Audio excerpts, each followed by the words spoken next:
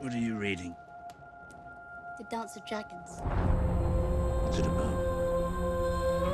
It's the story of the fight between Rhaenyra Targaryen and her half-brother Aegon for control of the Seven Kingdoms.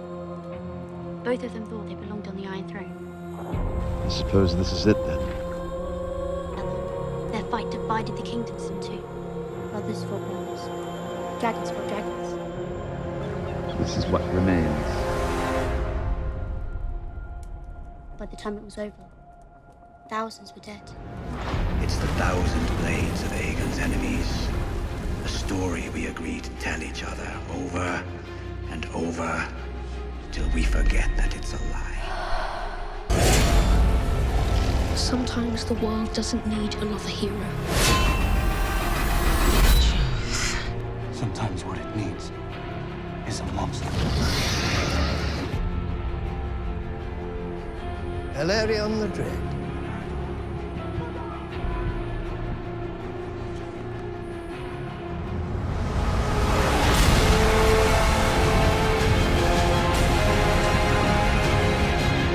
I know you're still trying to save me.